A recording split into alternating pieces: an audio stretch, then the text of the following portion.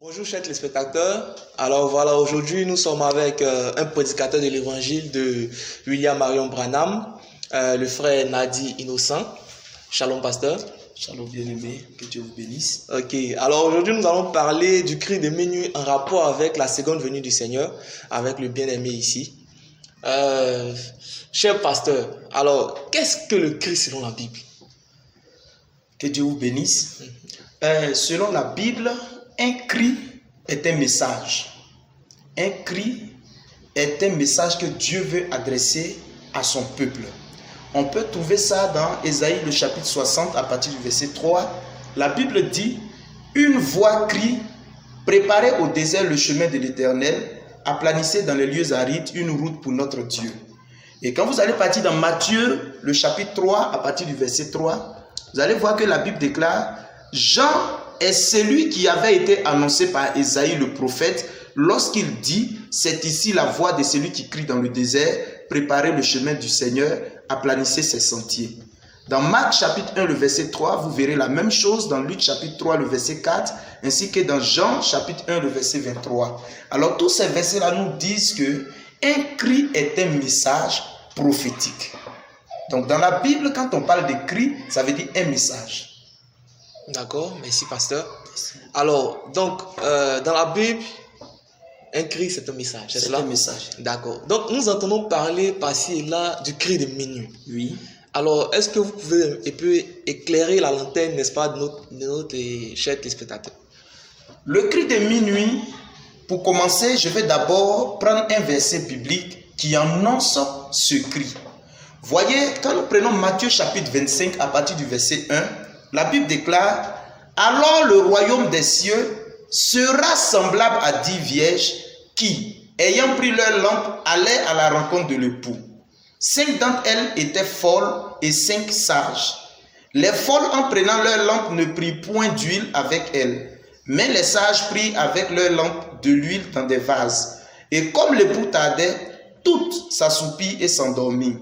Et la Bible dit, au milieu de la nuit, on cria, voici l'époux, allez à sa rencontre. Alors toutes ces vierges se réveillèrent et préparèrent leurs lampes. Voici le verset de Matthieu chapitre 25, 1 à 7, qui annonce un cri à la fin des temps, à la seconde venue du Seigneur. Et voyez que ce verset, depuis plusieurs années, a été victime d'un cambriolage spirituel. Plusieurs sont des pasteurs, des Ivoiriens, de certaines personnalités qui se sont appropriés à tort ce verset, disant aux gens qu'ils étaient ce cri qui devait retentir au temps de la fin. Mais ce matin, par la grâce de Dieu, comme vous m'avez invité, je veux un peu éclairer la lanterne des enfants de Dieu en leur montrant à la lumière du message de William Branham que le message de Matthieu 25, 1 à 6, qui est le cri qui retentit à minuit, est le message du prophète William Marion Branham. D'accord, merci cher prédicateur. Alors voilà, je tiens à rappeler ici que vous êtes prédicateur de l'évangile de William Marion Branham en Côte d'Ivoire, d'Aloa précisément, Zoé Tabernacle. Ok, d'accord. Donc tout à l'heure, vous avez lu Matthieu 25, 6, faisant attrait au cri de minuit et aux 10 vierges. Alors, quelles sont les 10 vierges? Que Dieu vous bénisse.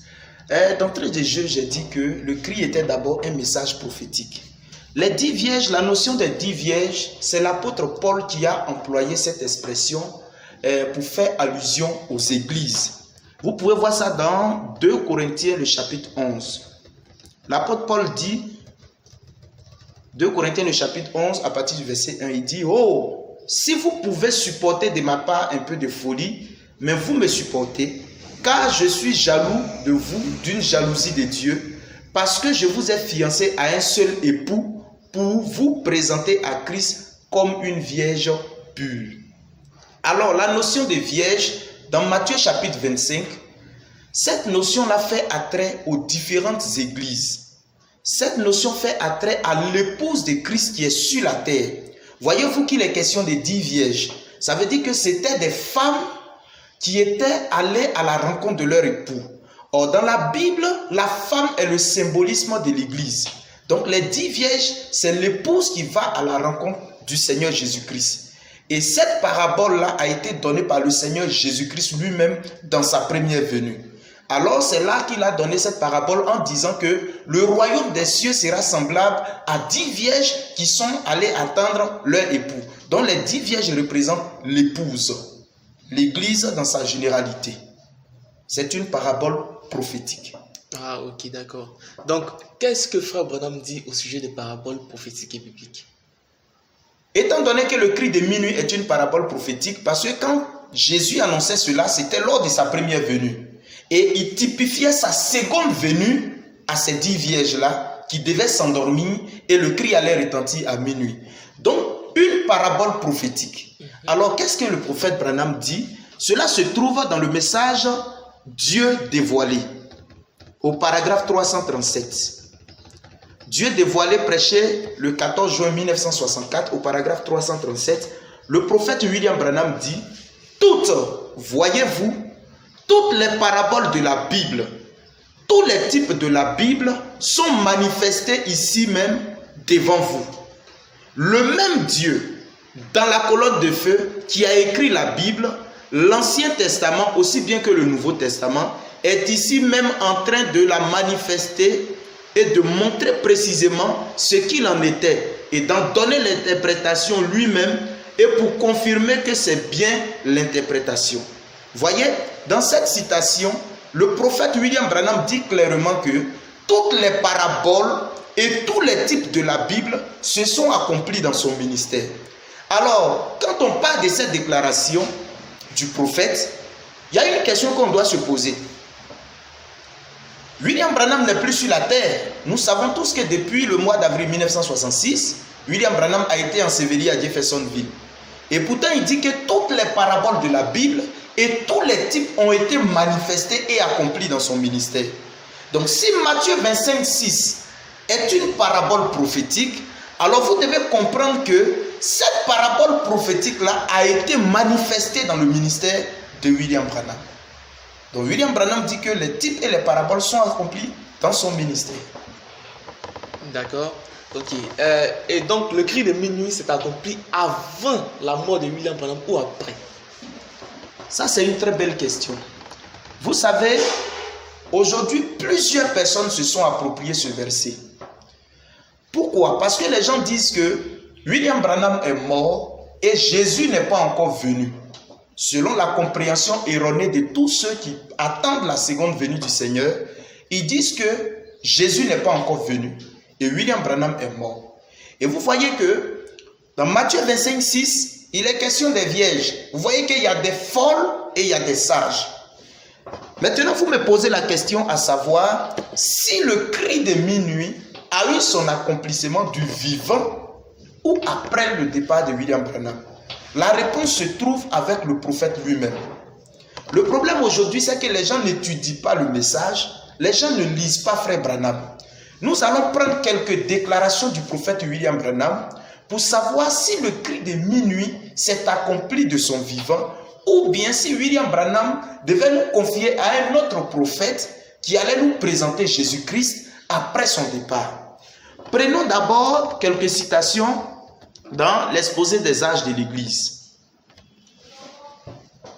À la page 320, le prophète William Branham dit: or, en ces derniers jours, il doit avoir un prophète, pas une prophétesse, bien qu'en cet âge, il y a plus de femmes que d'hommes qui prétendent apporter la révélation de la parole.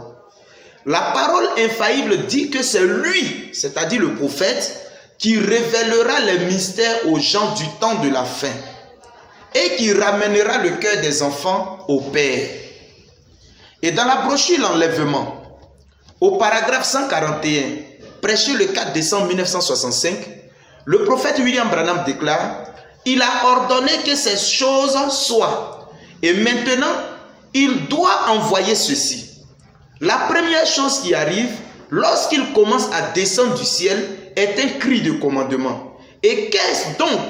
Il dit c'est un message pour rassembler les gens. Un message est proclamé premièrement. Eh bien, c'est le temps de la préparation des lampes.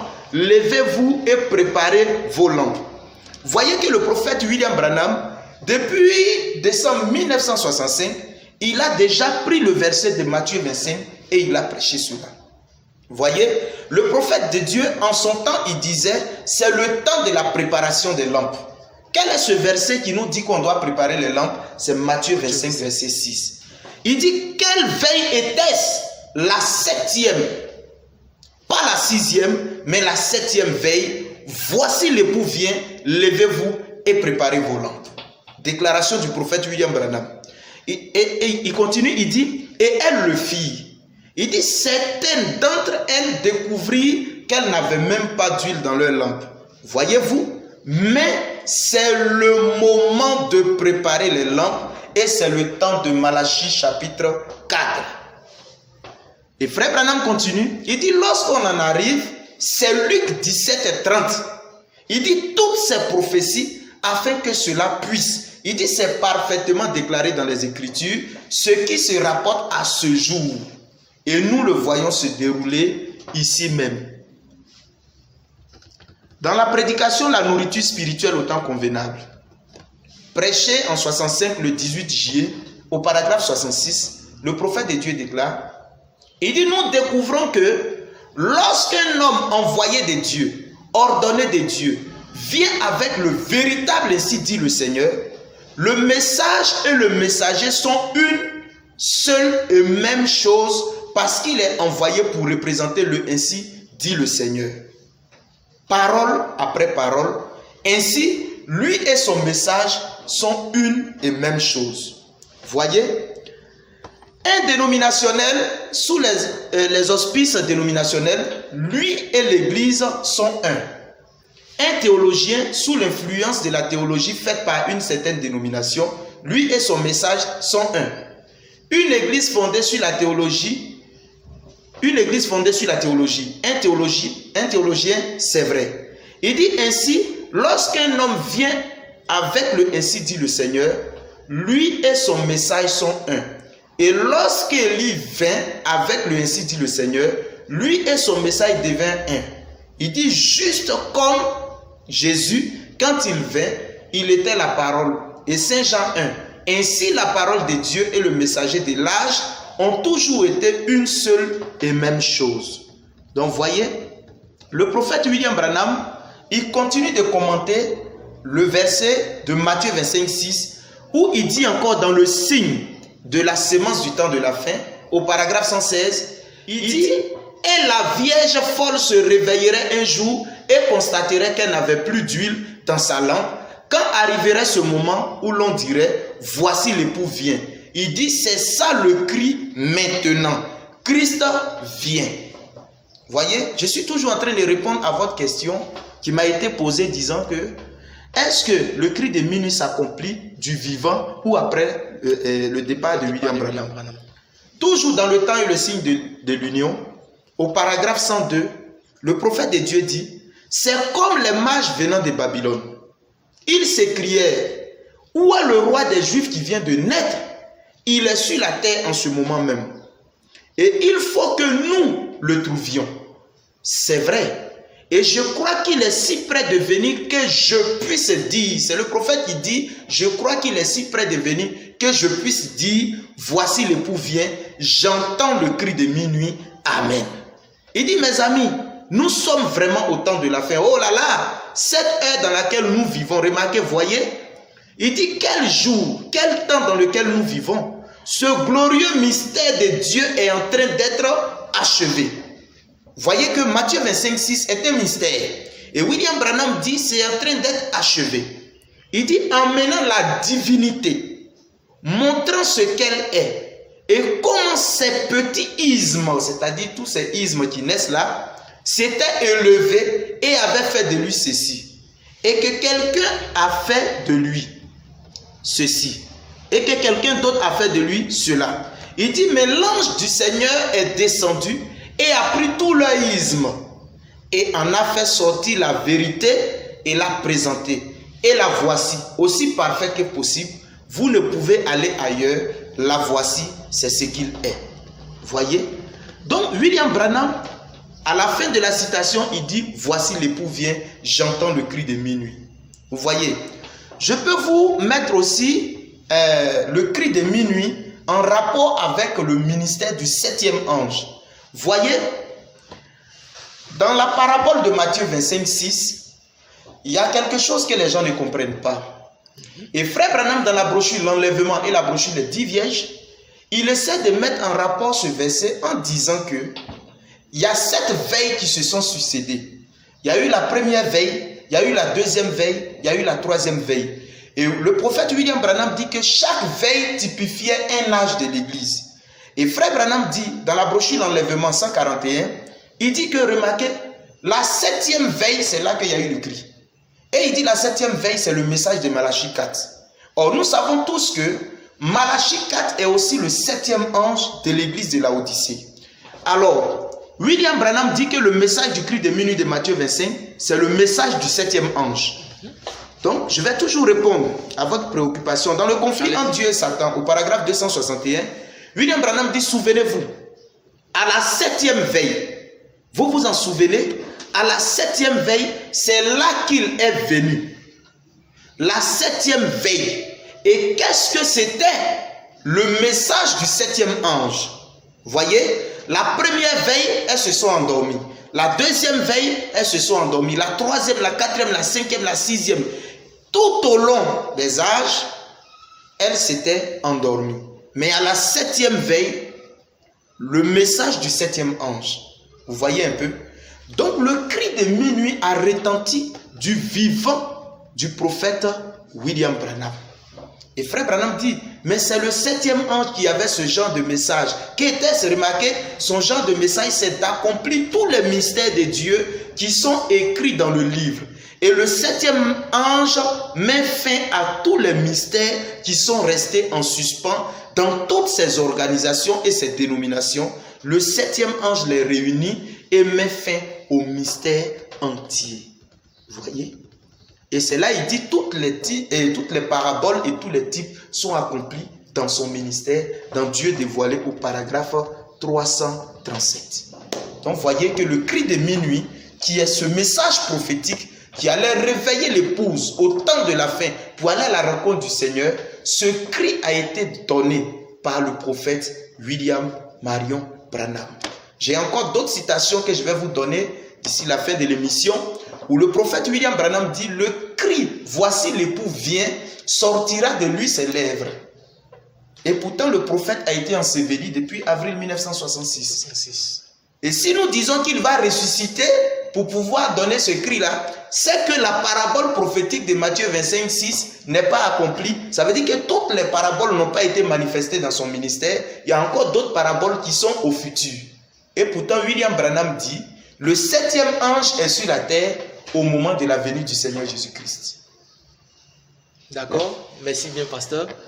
Alors, vous avez dit beaucoup de choses. Donc, à la lumière de ce que vous avez dit, j'aimerais savoir, mais j'aimerais qu'on puisse positionner dans le temps, quand est-ce que les vierges se sont endormies et quand est-ce que William Branham est venu réveiller les vierges? Ça, c'est une très belle question qui nous revient souvent par des disciples de certains prophètes qui, en ce temps de la fin, ont trouvé bon de prendre la Bible et le message de William Branham pour gagner leur vie. Parce que voyez-vous que le temps que nous vivons, comme Timothée l'a déclaré, les temps sont difficiles. Alors pourquoi ne pas se camoufler derrière des passages bibliques pour bâtir un empire sur la terre? On a vu ça avec Kakou Philippe, Zobel Agodio de Diaoué, Mbra Parfait, et nous avons encore un autre voyou du nom de Zakba Dadi Etienne.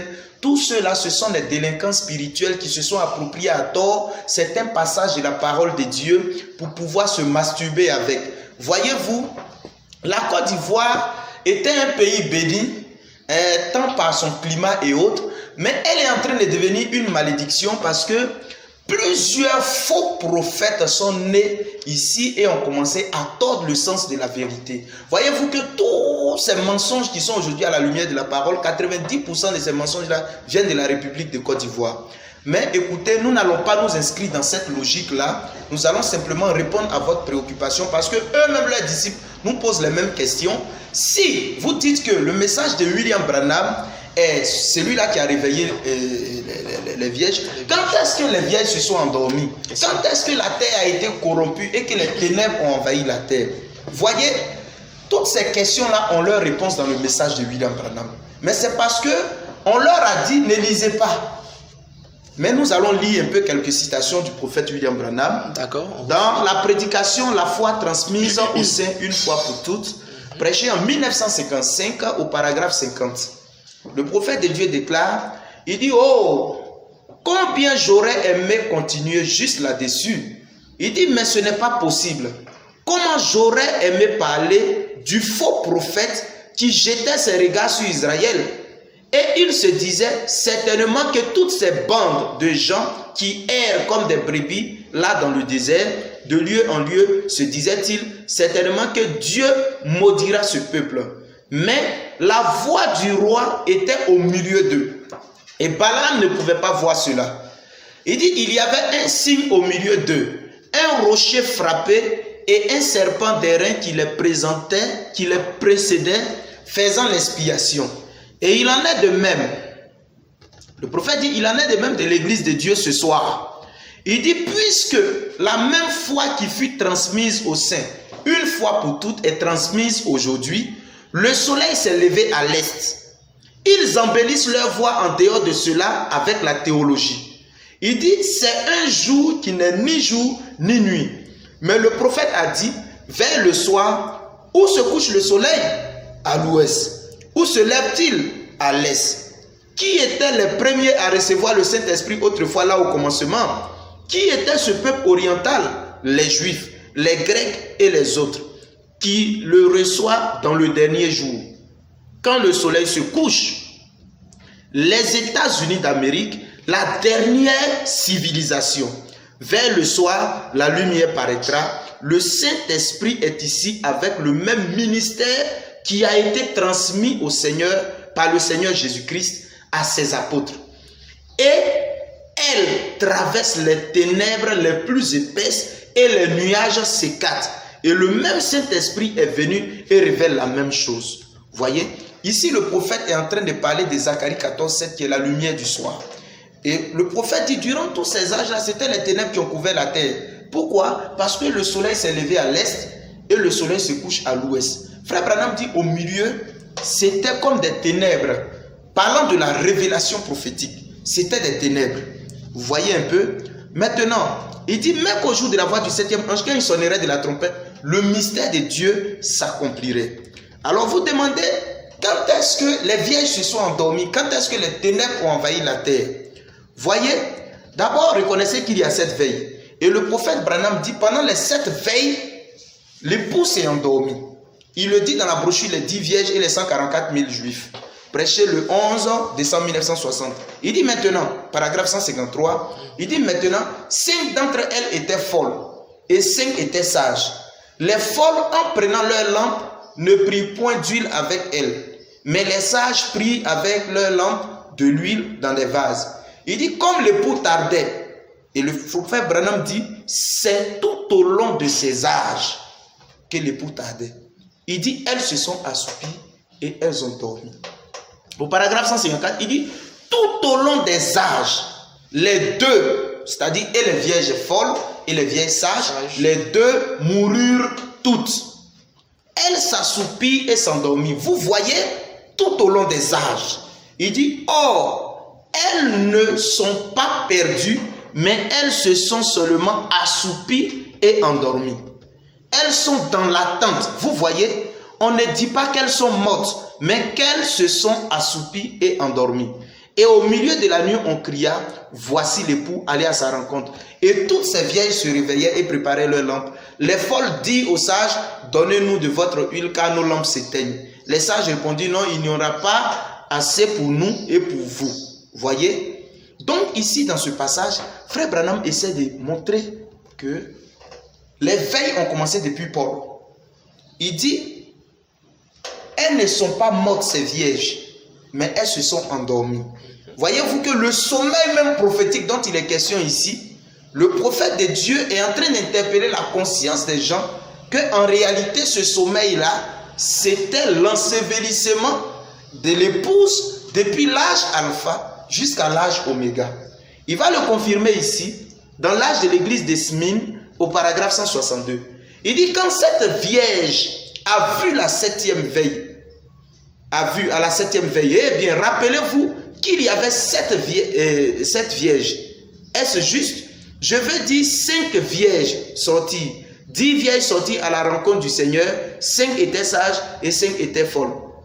Est-ce vrai? Et alors, pour ce qui est des veilles, il y avait 7 veilles. Et à la fin de la 7e veille, c'est-à-dire la Odyssée, certains dormaient depuis cette veille-ci. Celle-ci et celle-là, à la 7e veille, une voix dit, voici l'époux, allez à sa rencontre. Alors elles se levèrent et préparaient leur lampe. Donc vous voyez, même dans questions et réponses sur les sceaux, au paragraphe 45, le prophète va dire encore, les veilles se sont succédées et il y avait eu 7 veilles et à la 7e veille, à minuit, comme c'est le cas pour nous, nous en sommes là maintenant. À la 7e veille, à minuit, nous en sommes là maintenant. Et les 7 veilles, c'est pareil aux 7 veilles. Il dit quelqu'un est venu, il n'est pas venu dans la première veille, ni dans la 2e veille, ni dans la 3e veille, ni dans la 4e veille, mais il vient dans la 7e veille. Et c'était Enoch, le 7e, qui fut enlevé. Et Noé, le type du reste des Juifs, fut transporté par-dessus. Vous voyez que William Branham va jusqu'à mettre le cri de Matthieu 25, 6 en rapport avec Enoch, qui était lui aussi le 7e qui fut enlevé. Or, quand nous étudions le message de William Branham, il dit ouvertement que Enoch, c'est le type du messager du dernier jour, le 7e qui ne passe pas par la mort, qui est enlevé. Et pourtant, William Branham est enterré. Voyez? Donc, cela pose des questions dans la compréhension de l'esprit de plusieurs croyants du message, mais que le nom du Seigneur soit béni, que vous organisez ce genre de vidéo pour que nous puissions éclairer la compréhension des enfants de Dieu. Donc, les vierges, effectivement, se sont endormies au cours des âges. Les ténèbres ont envahi la terre. Vous allez voir, frère Branham va le dire dans le conflit entre Dieu et Satan. Il va dire, la 7e veille, qu'était-ce? Le message du 7e ange. Voyez? Donc, voilà un peu quelques détails sur l'assoupissement, sur le sommeil, sur les ténèbres à la surface de la terre avant la venue de l'époux. Donc, cela a commencé au premier âge et cela s'est terminé au 7e âge. Donc, William Branham est le messager. Ok, d'accord. Merci, cher prédicateur. Alors, voilà, dans tout ce que vous avez dit, à la lumière aussi des citations de William Branham, nous avons compris. Et vous avez dit que les ténèbres, n'est-ce pas, ont envahi la terre depuis le premier âge jusqu'au 7e âge. Est-ce là? Et donc, toute cette période-là représente les 10 vierges qui étaient endormies. Mais quand nous lisons le livre de Matthieu 25, 6, nous voyons que la voix ne sort pas des 10 vierges, puisque les 10 vierges étaient assoupies. Oui. Et j'ai même ici une citation du prophète William Marion Branham aussi, que je vais lire, si vous me permettez. Hein. Allez-y. Voilà. Ok, je suis dans questions et réponses sur les sceaux. Voilà.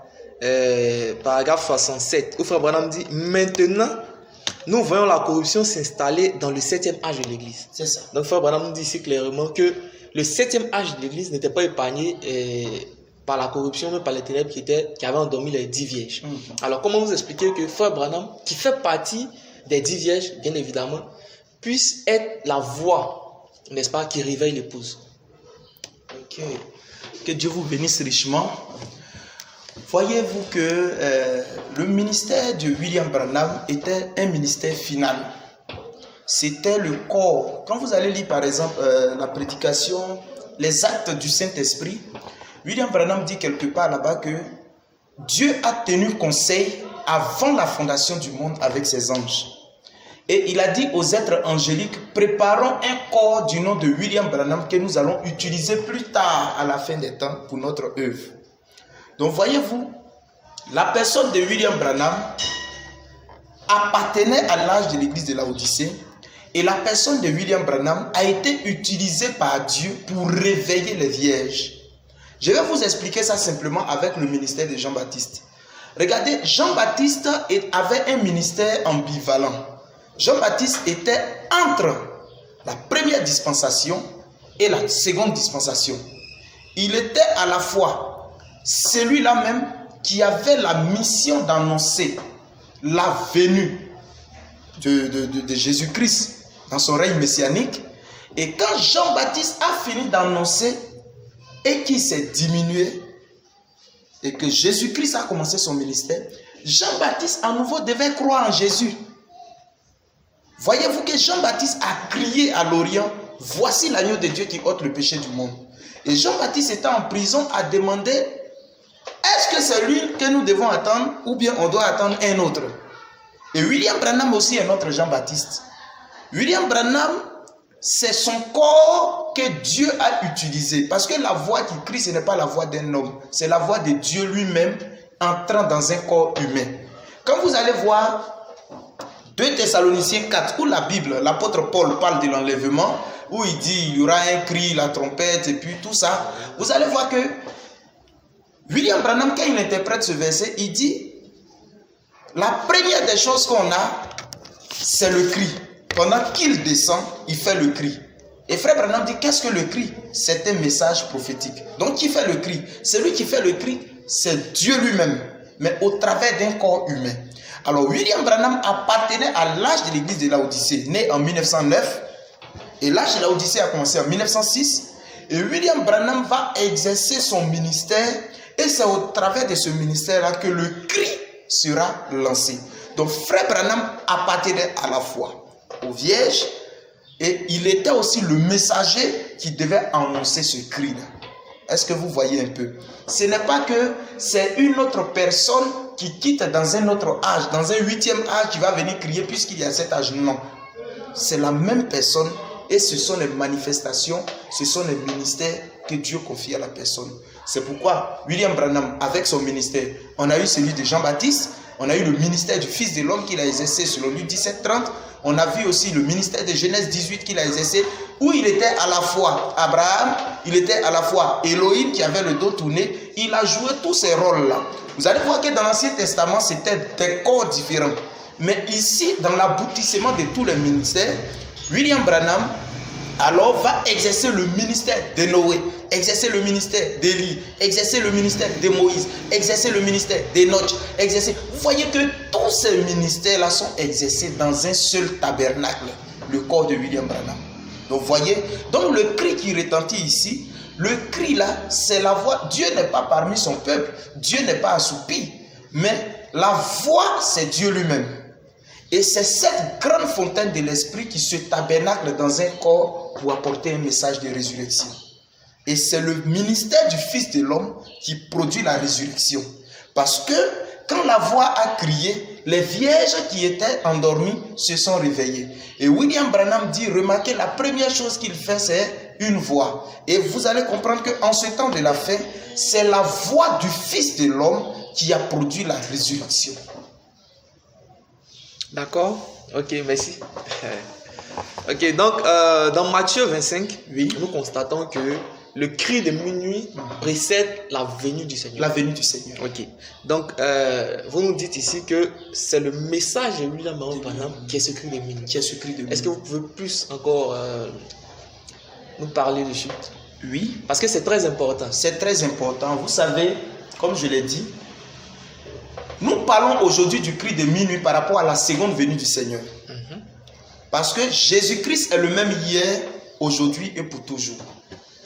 Dans sa première venue, il a fallu un cri pour annoncer sa venue. C'est cela.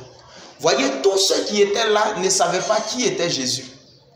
Les grandes religions de la place, les pharisiens, les sadducéens, les zélotes, les scribes, les hellénistes, tous ceux-là, ils croyaient dans une prophétie comme quoi la Vierge allait concevoir, Ésaïe 7,14.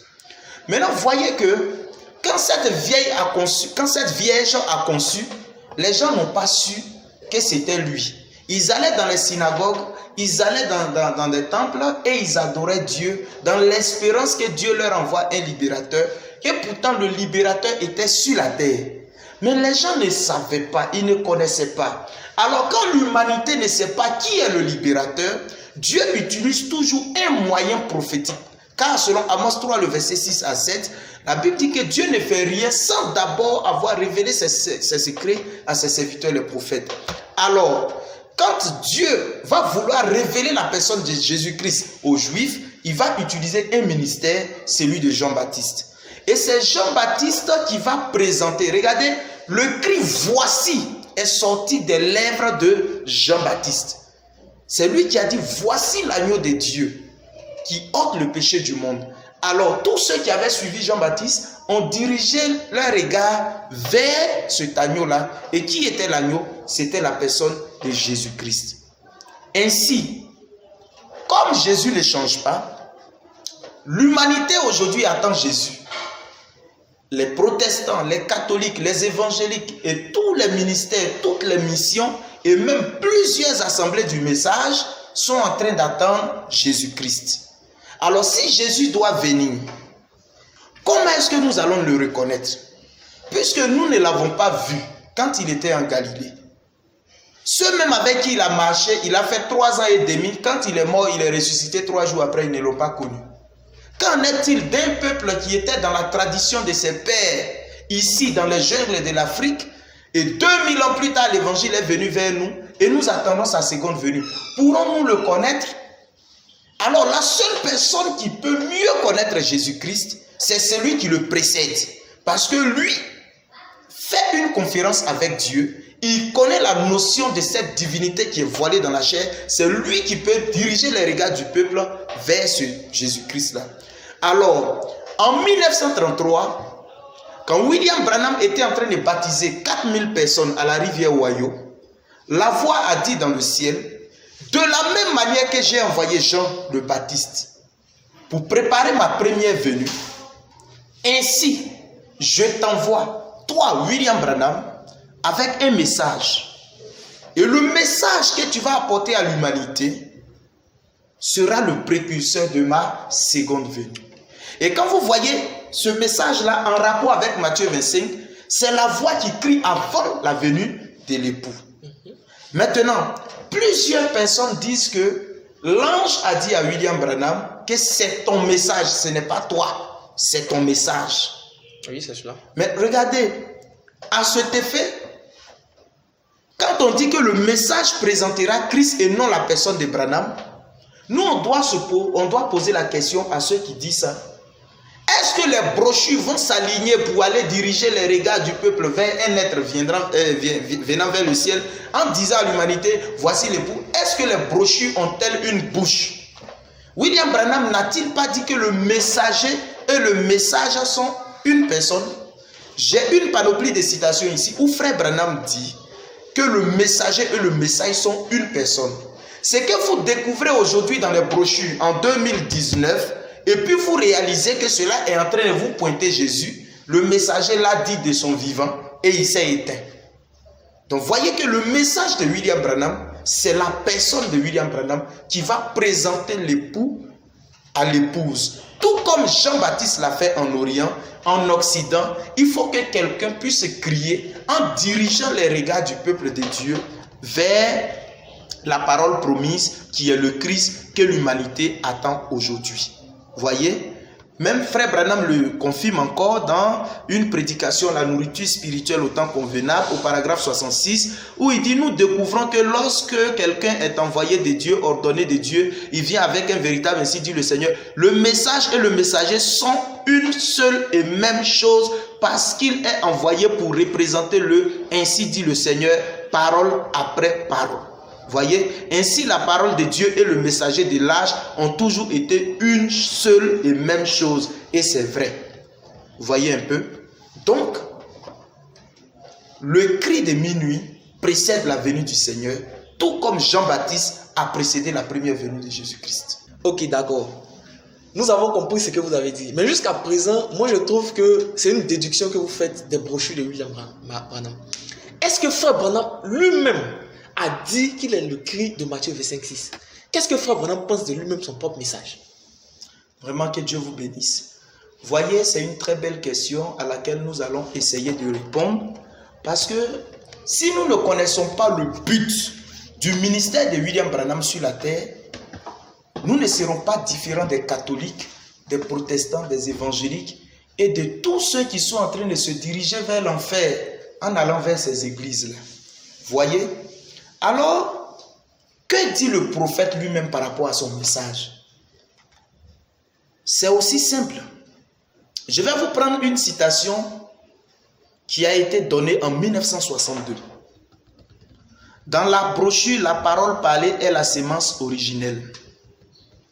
Au paragraphe 441, le prophète de Dieu dit « Ainsi, les prophéties du temps de la fin se répéteront, je crois. » Il dit, comme le premier précurseur est sorti du désert et s'est écrié, voici l'agneau de Dieu, le second précurseur fera probablement la même chose. Qui était le premier précurseur? C'était Jean-Baptiste. Tous ces juifs qui étaient au Jourdain ne savaient pas qui était le Messie. Mais Dieu avait montré à son prophète que celui qui viendrait, la colombe, était le Messie. Quand Jean le Baptiste, ses yeux ont été ouverts et qu'il a vu, il a dit au peuple, le voici. Et tous se sont dirigés vers lui. William Branham dit, le second précurseur fera probablement la même chose. Qui est le second précurseur? La commission des frères Branham en 1933, l'ange a dit, de la même manière que j'ai envoyé Jean-Baptiste, comme le premier précurseur de ma première venue, ainsi, ça veut dire de cette même manière, je t'envoie avec un message.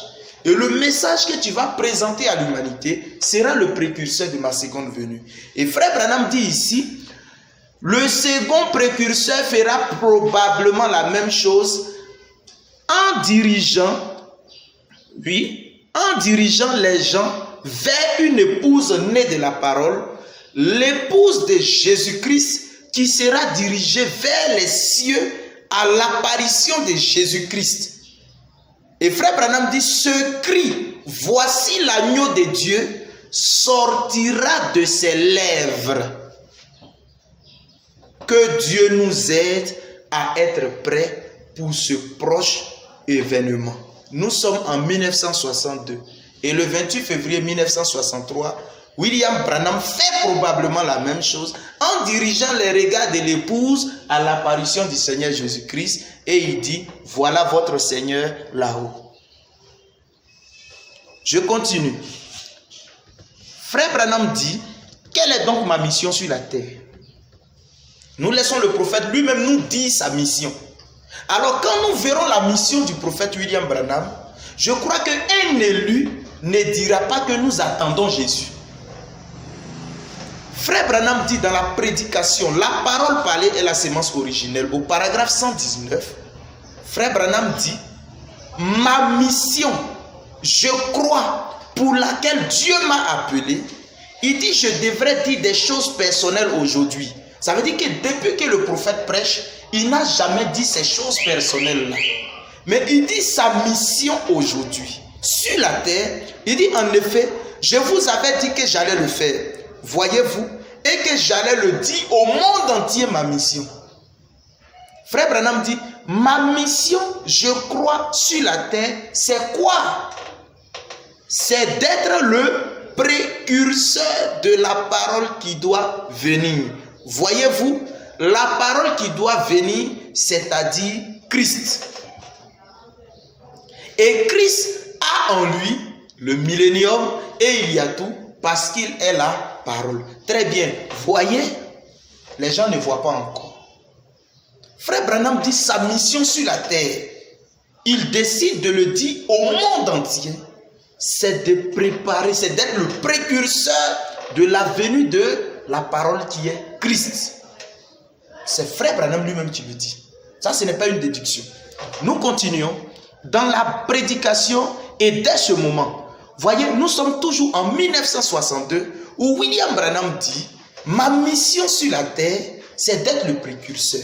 Voyez, au paragraphe 227, il dit, je commence même au paragraphe 227, il dit, combien savent qu'il y a une différence entre l'apparition de Christ et la venue de Christ? Ces deux mots sont différents. Il dit maintenant, c'est l'apparition, la venue sera pour bientôt. Maintenant, c'est l'apparition. Nous sommes en 1962. Et nous savons que dans les différentes venues du Seigneur, l'apparition, c'est la manifestation du Fils de l'homme, c'est-à-dire la divinité voilée dans la chair humaine, le ministère du Fils de l'homme, Luc 17, 30, Genèse chapitre 18, Genèse chapitre 24, et toutes ces paraboles, toutes ces prophéties annoncées par la Bible doivent être manifestées par un messager prophète. Et c'est ça qu'on appelle dans la Bible et dans le message de William Branham, l'âge du poisson croisé ou l'âge du cancer. Et frère Branham dit, ça c'est l'apparition. Il dit que c'est l'apparition. Il dit ces deux mots sont différents. Maintenant c'est l'apparition. La venue sera pour bientôt. Nous étions en 1962. Il dit, il apparaît au milieu de nous, accomplissant dans son église les œuvres qu'il a autrefois faites. Maintenant, vous êtes une partie de cette église. Et par la grâce, vous croyez. Je suis un membre de cette église. Eh bien, je ne suis pas un prédicateur. Vous savez que je ne le suis pas. Je n'ai pas d'instruction pour l'être. Parfois, j'hésite de me tenir ici après des hommes de Dieu qui sont appelés pour cet office. Il y a des apôtres, des prophètes, des docteurs, des pasteurs et des évangélistes. William Branham se soustrait même de ces 5, le quintuple ministère d'Éphésiens 4, 11. Il dit, tous ne sont pas des apôtres, tous ne sont pas des prophètes, tous ne sont pas des docteurs, tous ne sont pas évangélistes. Il dit, je me tiens ici. Mais, mon ministère est différent de celui d'un pasteur ou d'un docteur. Il dit, je suis. Je ne le suis pas. Et si je dis mal les choses, frère, pardonnez-moi, ce n'est pas mon intention, mais voici mon ministère. Voyez, c'est de déclarer qu'il est ici. Quand on dit qu'il est ici, ça veut dire voici. Voici veut dire voir. Voyez? Donc, William Branham dit, mon ministère, c'est de déclarer qu'il est ici. Est-ce que vous comprenez? Or, la voix de Matthieu 25, 6 qui crie, cette voix-là dit voici. Voici veut dire regarde. Et le ministère de William Branham est de déclarer qu'il est ici. Donc, son ministère est donc de dire que Jésus est là. Allez à sa rencontre. Est-ce que vous comprenez? Donc, ce ne sont pas des déductions. Ce sont des choses que William Branham lui-même de son vivant a affirmées. Vous voyez? C'est pourquoi il est important pour tous ceux qui croient le message de William Branham de l'étudier dans sa profondeur. Parce que si vous remettez les promesses accomplies au futur, vous allez rencontrer des gens qui vont vous dire que c'est de nous qu'il était question. Et ils vont dire, je suis le cri de minuit de Kakou Philippe. Et quand vous dites qu'ils sont des faux prophètes, vous vous basez sur quoi? Si vous dites que ces prophéties-là ne sont pas accomplies, William Branham dit, souvenez-vous que le 7e ange est sur la terre au moment de l'aboutissement de ces mystères-là. Or, il n'est plus sur la terre. Donc, acceptons que ces choses soient accomplies dans le ministère de William Branham, tel qu'il les déclare ici. D'accord, merci. Donc, vous nous dites que la mission de William Branham, c'était de présenter le Christ. Donc, aujourd'hui, William Branham n'est pas là. Est-ce qu'il a accompli sa mission? Et si oui, quand est-ce que Jésus est venu? Ok. Ça, c'est une très belle question à laquelle beaucoup de croyants du message sont confrontés aujourd'hui. Vous voyez, même au sein du message de William Branham, il y a des déclarations comme quoi il est venu, il n'est pas venu, il est apparu, mais il n'est pas encore venu. D'autres disent qu'il est venu, mais il n'est pas encore apparu. D'autres disent que bon, il est venu, mais on attend l'enlèvement. D'autres disent que nous sommes enlevés, on est dans le millénium. Vous voyez toutes ces choses-là dans le message de William Branham. Et vous me posez la question à savoir, si son ministère était de déclarer que Jésus est là, et qu'il n'est plus sur la terre, est-ce qu'il a accompli son ministère? Effectivement, Jésus est venu et William Branham a accompli son ministère. Voyez-vous, une fois, frère Branham était dans son bureau et il a dit à Dieu, je sais que Malachie 4, 8, effectivement, ça a quelque chose en rapport avec mon ministère, Luc 17, 30 et toutes ces choses-là. Mais n'y a-t-il pas d'autres écritures qui attestent encore mon ministère? Et comme je vous l'ai lu d'entrée de jeu, où frère Branham disait que toutes les paraboles et tous les types ont été manifestés dans son ministère, l'ange de Dieu a conduit le prophète à prendre un passage de la Bible au hasard. Alors le ministère de William Branham serait identifié au travers de ce passage que l'ange allait lui montrer. Frère Branham ouvre sa Bible, il tombe sur Genèse 24. Il ferme, il ouvre à nouveau, il tombe sur Genèse 24. Et l'ange lui dit de lire. Alors, il commence à lire à partir du verset 1, où Abraham était vieux, avancé en âge, et son fils Isaac avait 40 ans. Alors que Isaac devait se marier à une femme, Abraham prend un ancien serviteur.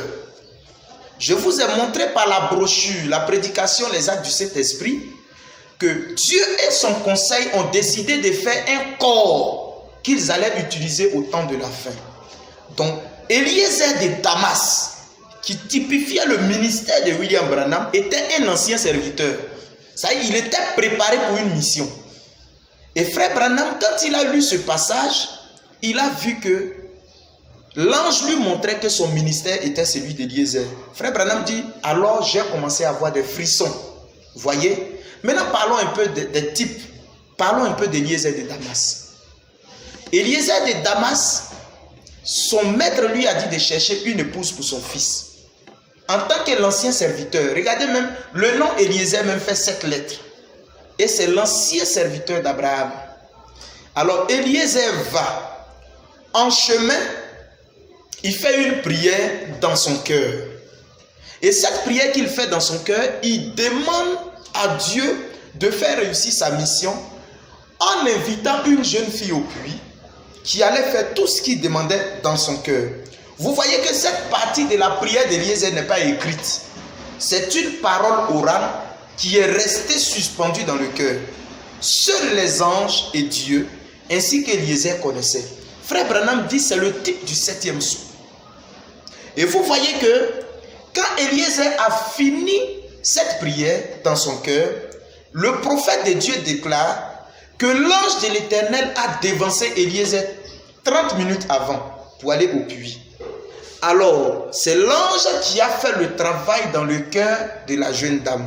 Tout comme l'épouse attend quelqu'un qui va la prendre pour la présenter à Christ. Alors, quand Eliezer finit son voyage, pendant qu'il vient, dans Genèse 24, 63, c'est la première fois où Eliezer dit à la jeune dame Rebecca, voilà ton Seigneur là-haut. Isaac était dans les champs et elle voyait sa tête, son visage. Voyez? Et dans Genèse 24, 65, ce fut la dernière fois où l'épouse Rebecca a entendu la voix d'Eliezer et Eliezer est rentré à la maison. Rebecca est restée avec son époux. Et cette parabole, sinon que ce type de l'Ancien Testament, a été accompli dans le ministère de William Branham. En 1963, William Branham dirige les regards de l'épouse vers le ciel à l'apparition du Seigneur Jésus-Christ et dit, voilà ton Seigneur là-haut. Voyez-vous sa barbe, voyez-vous ses yeux, il est couronné, c'est le fils de David, il est venu pour son règne du millénium et tout ça. Et en 1965, toujours, Genèse 24, 65, le 24 décembre 1965, c'était la dernière fois où l'épouse a entendu la voix d'Eliezer. Voyez? Alors William Branham ne peut pas quitter sur la terre. Tandis qu'il a dit son ministère était de déclarer que Christ est ici. Il ne peut pas quitter sur la terre sans que cette prophétie ne soit accomplie. Si William Branham est aujourd'hui dans la gloire, ça veut dire que son œuvre a été accomplie. Voyez? Même dans la prédication au-delà du rideau des temps. William Branham, quand il est parti au-delà du rideau des temps, il a demandé Jésus. Les théophanies qui ne mentent pas, qui ne sont pas dans les fausses doctrines au ciel, les théophanies ont dit, retourne, ce n'est pas encore le temps. Quand il viendra premièrement à toi. Et puis toi, tu vas nous le présenter. Or, William Branham dit dans la brèche entre les âges, il dit, souvenez-vous que le 7e ange est sur la terre au moment de cette venue. Donc, qui est le 7e ange? C'est William Branham, évidemment. Alors, Jésus ne peut pas venir sans trouver le 7e ange sur la terre. Parce que William Branham avait le ministère de la pierre des fêtes. C'est-à-dire que c'était aussi un triangle sur la terre. Et Jésus-Christ, qui est lui aussi la pierre des fêtes, devait venir. Et les deux triangles devaient se croiser pour former le fils de David, le règne du millénium. Donc, William Branham a bel et bien accompli son ministère. Jésus est venu. Quiconque dit que Jésus-Christ n'est pas venu doit attendre un messager. Et Kakou Philippe est son prophète, Zakwa Dadier est son prophète, Zobel Agodio est son prophète, et tous ces menteurs-là sont leurs prophètes. Et quand vous dites que ceux-là, ce sont des menteurs, acceptez que William Branham, qui est l'authentique, qui a été confirmé par Dieu, soit celui-là qui a accompli tous ses ministères. Jésus est donc venu. Waouh! D'accord, merci bien. Donc pour vous, Jésus est déjà venu. Oui, Jésus est déjà venu. Pour William Branham et pour l'épouse, Jésus est déjà venu. D'accord. Donc donnez-nous la chronologie des venues. La chronologie des venues de Jésus-Christ. Généralement, dans le message, nous disons que Jésus vient 3 fois, selon ce que le prophète William Branham a enseigné. Sa première venue en tant que fils de l'homme en Galilée, sa seconde venue en tant que fils de Dieu au cours des âges de l'Église, et la troisième venue en tant que fils de David lorsqu'il est couronné dans le ciel pour le règne du millénium. Mais aujourd'hui, je veux ajouter une autre venue qui fera la 4e venue. Et je veux le dire à la lumière du message de William Branham. Voyez, Jésus vient 4 fois. La première venue, c'est en tant que fils de l'homme. Et quand il vient en tant que fils de l'homme, il est Jésus de Nazareth, l'enfant de Marie. Et le signe zodiaque qui annonce cette venue, c'est la Vierge. Parce que Frère Branham dit que dans le cercle zodiacal, le premier signe, c'est la Vierge, le dernier signe, c'est le lion. Et le premier signe zodiaque sous lequel Jésus vient, c'est la Vierge. C'est pourquoi il est né par une Vierge. Donc il vient en tant que Jésus de Nazareth, fils de l'enfant de Marie, fils de l'homme, et il vient pour être un prophète sur la terre, pour l'œuvre de la rédemption, pour le rachat. Vous voyez, ça c'est la première venue. La seconde venue, c'est en tant que fils de Dieu, le Saint-Esprit, au cours des âges de l'Église. Il n'y a pas de signe zodiaque. Il vient en tant que le Saint-Esprit au cours des âges de l'Église. Ça c'est la seconde venue. Vous voyez un peu. Mais la troisième venue, c'est en tant que fils de l'homme pour enlever. Parce que c'est la voix du fils de l'homme qui fait la résurrection et l'enlèvement. Ça, c'est la troisième venue. Et cette troisième venue-là, c'est une promesse de la nuit. C'est une venue secrète. Tout ça, je vais le prouver par le message de William Branham. Et ça vient, cette venue-là, c'est sous le signe du poisson croisé, ou bien ce que William Branham lui-même a appelé l'âge du cancer. Vous comprenez? C'est dans cette venue secrète-là que l'épouse est enlevée. C'est dans cette venue secrète-là qu'il y a la résurrection des vierges endormies. C'est dans cette venue secrète-là que le Fils de l'homme est manifesté sur la terre.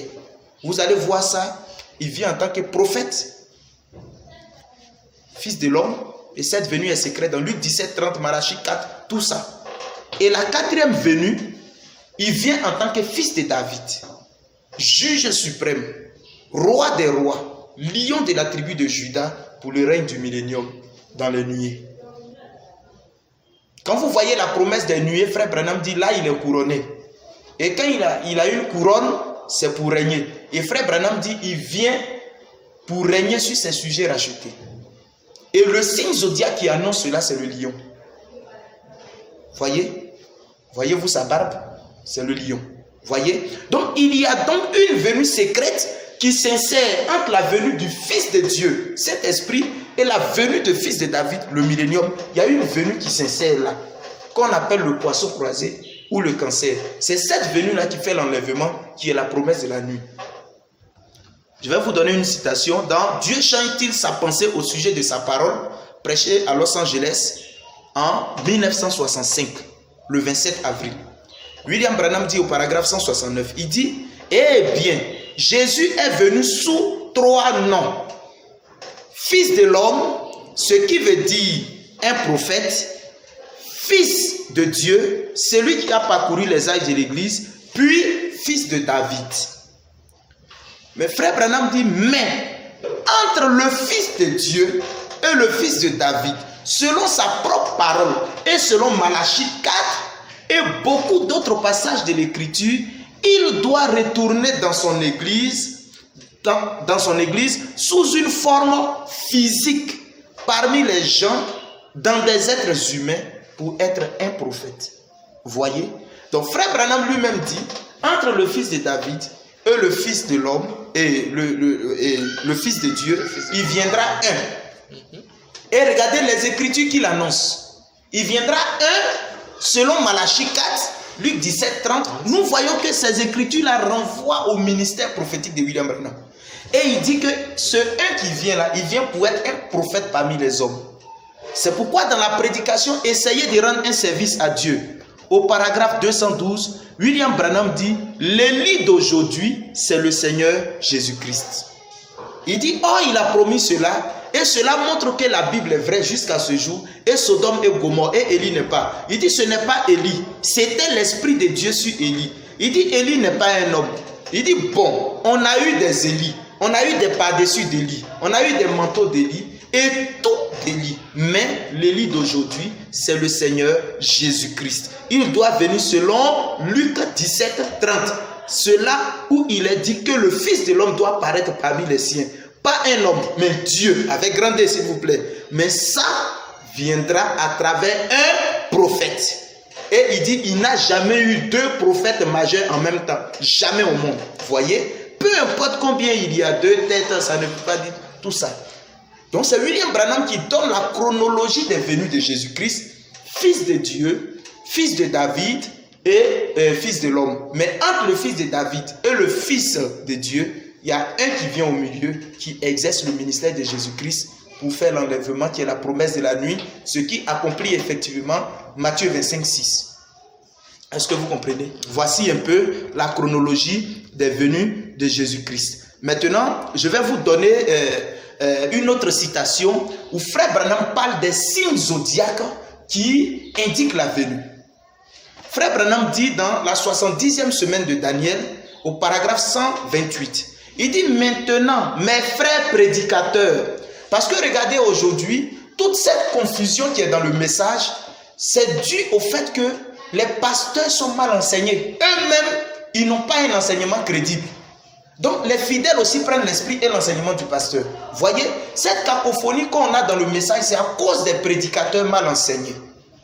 Si on acceptait de réaliser que les promesses bibliques sont accomplies dans le ministère de William Branham, on aurait un seul langage. Mais regardez, aujourd'hui, chacun prêche l'évangile selon ce qu'il veut. Au lieu de chercher à savoir qu'est-ce que le prédicateur un tel dit, pour essayer de vérifier si c'est ce que le prophète dit, ils appellent ça une fausse doctrine. Et pourtant, ça sort de la bouche du prophète. Frère Branham dit maintenant, mes frères prédicateurs et mes frères et sœurs, tout autour du monde, d'après ma compréhension, c'est William Branham qui a eu une compréhension claire de la parole de Dieu. La première Bible qui a été écrite, Dieu l'a écrite dans le ciel. Parce qu'il devait lever les yeux pour se rendre compte qu'il y a un Dieu au ciel et que Dieu au-dessus d'eux. Et si vous remarquez dans le zodiaque, maintenant que personne d'entre vous n'aille, il dit tenez-vous strictement à cette Bible ici, voyez.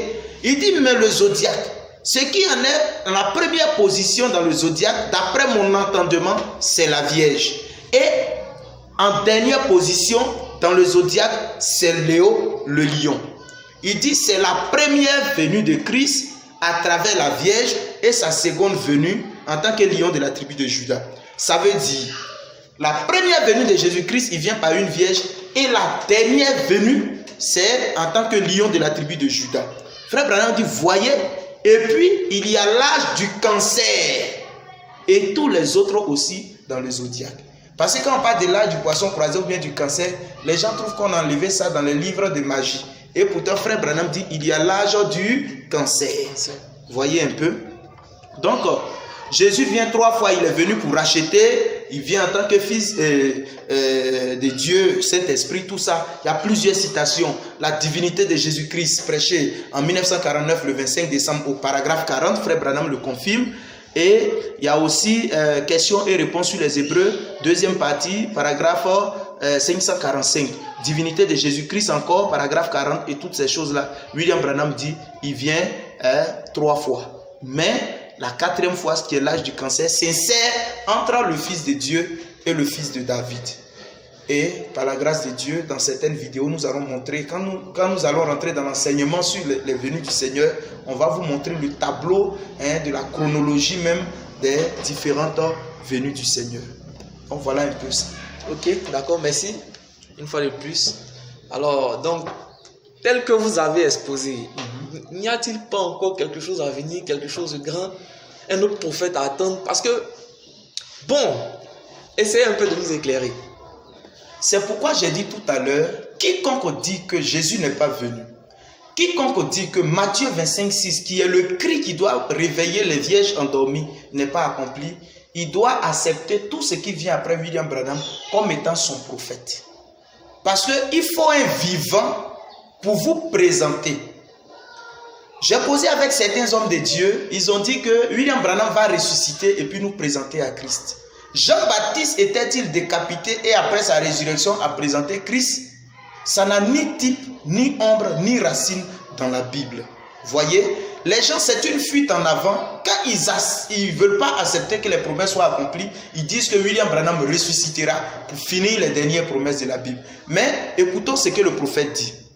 Après le départ de William Branham, il n'y aura plus rien à faire. Frère Branham dit dans la prédication, n'ayez pas peur, c'est moi. Prêchez le 14 avril 61. Frère Branham dit, l'ennui est que vous les pentecôtistes, vous les baptistes, vous les méthodistes, vous n'avez pas reconnu le privilège que Dieu a accordé. Écoutez-moi. Ça, c'est le prophète de Dieu qui parle. Il a parlé des pentecôtistes, des baptistes, des méthodistes. Mais aujourd'hui, en 2019, je dirais ceci. L'ennui est que vous, certains branhamistes, qui disent que Jésus n'est pas venu et que les promesses de Dieu ne sont pas accomplies. L'ennui est que vous, ces dénominations protestantes et évangéliques, l'ennui est que vous, qui ne croyez pas que toutes les paraboles et tous les types soient accomplis dans le ministère de Branham, frère Branham dit, vous n'avez pas reconnu le privilège que Dieu vous a accordé. Écoutez-moi. Il dit, ainsi dit le Seigneur, croyez cela de tout votre cœur. Il l'a promis pour le dernier jour. Il dit, depuis 2000 ans, cela n'est pas arrivé. En effet, la Bible dit que ça ne se ferait pas. Mais Jésus a dit, ce qui arriva du temps de Sodome, lorsque ce temps vint, qu'il tourna le dos à la tente, demanda à Sarah et dévoila ce qu'elle avait dit dans la tente. Combien savent cela? Jésus a dit, ce qui arriva au temps de Sodome arrivera pareillement à la venue du Fils de l'homme. Mais quand, juste avant que Sodome ne fût brûlé, c'est juste avant que ce monde ne soit brûlé. C'est-à-dire avant que le monde ne soit brûlé, un événement doit se passer. Il dit, l'ensemble du monde incrédule entrera dans le chaos et brûlera dans un feu ardent. Et nous le savons. Et juste avant ce temps-là, rappelez-vous, ainsi dit le Saint-Esprit, ceci est votre dernier signe. Le prophète dit, ainsi dit le Saint-Esprit, vous les pentecôtistes, vous les presbytériens, vous les dénominationnels, vous, certains franquistes, certains dionistes, certains apparitionnistes, vous qui ne croyez pas les promesses accomplies, ceci est le dernier signe. Notez cela dans votre Bible. Si quelque chose se lève en dehors de ceci, qui soit plus grand que ceci, traitez-moi de faux prophètes. Il dit, c'est une forte déclaration. Je fais attention à ce que je dis. Et je suis en contact avec plus de 10 millions de gens à travers le monde. Voyez, je dois donc dire cela. Et je sais que je ne le dis pas de moi-même. Frère Branham dit, si quelque chose de plus grand se lève après son ministère, c'est que lui, il est un faux prophète. Or, nous savons que Jésus est plus grand que Branham. Si Jésus doit venir après Branham, c'est aussi quelque chose de plus grand. Alors Branham est faux. Et pourtant, William Branham est enterré depuis avril 66. Il dit, si quelque chose de plus grand se lève après ce ministère-ci, appelez-moi faux prophète. Or, tous disent qu'il est vrai. Mais, voilà où le diable se manifeste au travers de leur corps. Je continue encore avec une citation pour vous montrer qu'il n'y a plus rien après le message de William Branham. Les ailes sont terminées et l'esprit ne parlera plus jamais. Exposé des ailes de l'église, le dernier avertissement. Apocalypse 3, 22. Que celui qui a des oreilles entende ce que l'esprit dit aux églises. C'est le dernier avertissement. Il n'y aura pas d'autre. La salle du trône est installée. Les 12 fondations sont posées. Les rues sont pavées d'or et tout ça. Frère Branham dit oui, c'est le dernier appel et l'esprit ne parlera plus jamais. Les âges sont terminé. Vous voyez? Donc, il y a plusieurs citations. Vous pouvez prendre le procès le 21 juin 64. Vous pouvez prendre question-réponse le 12 janvier 61. Dans toutes ces citations, le prophète dit clairement que tout est terminé. Comprenez un peu. Donc, il n'y a rien de plus grand. Tous ceux qui viennent, voyez-vous que tous ces prophètes qui viennent, ils ne peuvent que utiliser le même message de William Branham, tourner le volant vers l'enfer et diriger les gens là-bas. Ils ne peuvent rien faire de plus grand. Ils ne peuvent pas. Parce que William Branham était la dernière manifestation de Dieu sur la terre. Et après son départ, même nous les Éphésiens 4, aucun ne pourra. Donc tous ces prophètes qui viennent après le ministère de William Branham, pour qu'ils puissent avoir du succès, ils s'accrochent. Parce qu'ils savent que William Branham c'est un grand, c'est un chef. Donc ils s'accrochent à ce ministère et ils introduisent maintenant leur venin vers les fils prédestinés de l'enfer. Et ils font la sélection de ces ténébreux-là et ils les conduisent en enfer. Sinon rien de plus grand ne s'élèvera après le message de William Branham. Les âges sont terminés. D'accord? Donc nous avons compris que il n'y a plus rien après le message de William Branham. Mais est-ce que vous pouvez nous parler du salut? Parce que nous, pour le peu que nous savons, on sait que le salut, c'est à chaque génération, Dieu envoie un prophète. Et c'est par ce prophète-là que nous devons avoir le salut. Mais aujourd'hui, nous ne sommes plus dans la génération des frères Branham, puisque nous avons été enseignés qu'une génération dure 40 ans. C'est ça. Alors, parlez-nous un peu du salut. Le salut. Voyez, le salut, c'est effectivement par un prophète. Mais le salut n'est pas générationnel. Vous comprenez? Dans la Bible, une génération dure 40 ans. Et Dieu n'a jamais envoyé des prophètes chaque 40 ans. Ça n'existe pas dans la Bible. Est-ce que vous comprenez? Dieu envoie ses prophètes par âge ou par dispensation. Je m'explique. Quand nous prenons la Bible depuis la Genèse jusqu'à l'Apocalypse, il y a eu 3 dispensations. Et pourtant, il y a eu des milliers de prophètes. Voyez? La première dispensation, c'était la dispensation de la loi. Avec Moïse. Et dans la dispensation de la loi avec Moïse, tous devaient être sauvés au travers du message que Dieu avait confié à Moïse. Et ce message, c'était quoi? C'était les tables de la loi. Tu ne feras pas, tu ne. C'était ça la dispensation de la loi. Et vous allez voir que la dispensation de la loi avec Moïse a commencé depuis la Genèse jusqu'à Malachie. Voyez que depuis Exode, où Moïse a reçu son appel, jusqu'au livre de Malachie, c'était la dispensation de la loi. On pouvait appeler ça l'âge de Moïse. Parce que même dans Actes chapitre 15, le verset 21, la Bible dit, depuis bien des générations, Moïse a ses serviteurs dans la synagogue qui le prêchent. Puisque quand on cite Moïse dans la synagogue, Moïse a dit, c'est prêcher Moïse. Donc voyez-vous que même les synagogues qui étaient là du temps de Jésus, depuis Exode chapitre 3, où Moïse a rencontré Dieu, jusqu'à Malachie, tous étaient dans la dispensation de la loi. Mais dans cette dispensation, il y a eu bien des générations. Et il y a eu des prophètes. Il y a eu Ésaïe, il y a eu Jérémie, il y a eu Habakkuk. Tous ces prophètes de l'Ancien Testament, là, quand ils venaient sur la terre, c'était de ramener le peuple vers la dispensation, vers la loi. Voyez, quand un prophète venait dans la dispensation de la loi, il disait, quiconque fait ceci, quiconque fait cela est en abomination. Mais quiconque fait quoi? Ce qu'il va indexer là, c'est ce que la loi de Moïse a défendu. Est-ce que vous comprenez? Donc, dans la première dispensation de Exode jusqu'à Malachie, il y a eu des prophètes. Mais tous ces prophètes-là n'étaient pas les prophètes de l'âge. C'était des prophètes qui renvoyaient le peuple vers le salut de leur temps, qui était la loi de Moïse. Ils n'avaient pas un message différent de ce que Moïse avait prêché. Tout ce qu'ils ont apporté, regardez même l'appel de Josué, le tout premier prophète que Dieu a suscité après le départ de Moïse. Il lui a dit, Josué, fils de Nun, serviteur de Moïse.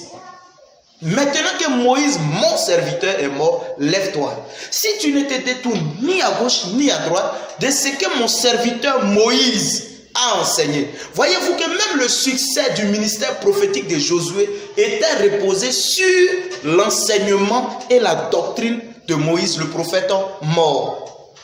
Voyez que c'était la dispensation de la loi. Et tous les prophètes qui venaient n'étaient pas des prophètes de dispensation. C'était des prophètes avertisseurs. Ils venaient pour ramener le peuple vers la parole qui existait déjà. La deuxième dispensation a eu lieu avec, dans le Nouveau Testament, la dispensation de la grâce avec le Seigneur Jésus-Christ. Alors, tout l'évangile des apôtres, c'était de ramener les gens vers Christ. Et ils prenaient, ils disent, les prophètes ont dit, l'accomplissement c'est ce Jésus que vous avez crucifié. Vous voyez, ça c'était la deuxième dispensation. Alors la troisième dispensation, c'est la dispensation mystique. C'est-à-dire, c'est une chose qui n'est pas écrite dans la Bible. C'est ce qu'on appelle la dispensation de la révélation des 7 tonnerres. Ça, c'est quelque chose que Jean a vu. Il a voulu écrire, mais cela ne lui a pas été donné.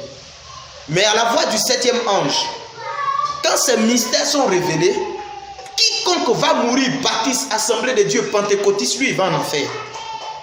Parce que la dispensation du temps de la fête, qui est la révélation des 7 tonnerres, c'est ça qui donne la foi nécessaire à l'épouse de Jésus-Christ.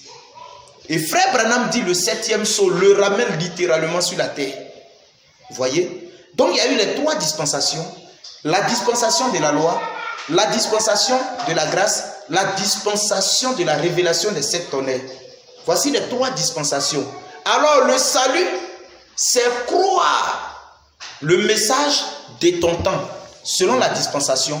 Ce n'est pas après 40 ans, Dieu envoie un prophète, après 40 ans, Dieu envoie un prophète, après 40 ans. Non, ce n'est pas ça.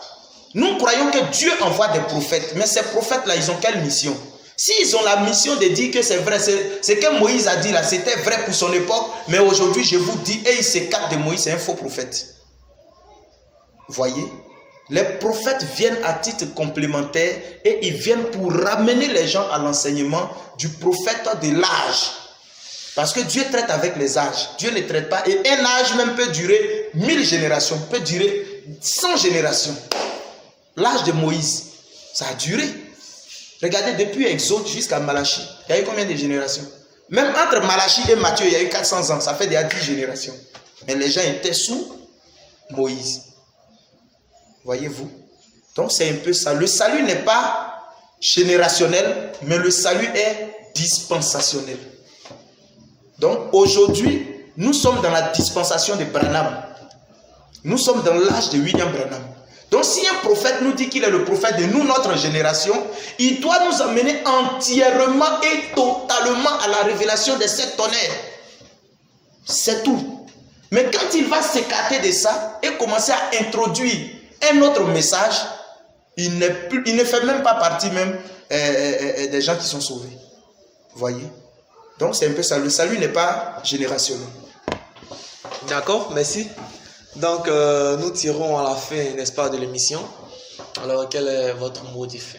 Mon mot de fin, il est simple. Vous voyez, aujourd'hui, quand un prophète n'est plus sur la terre, il y a la confusion autour de son message.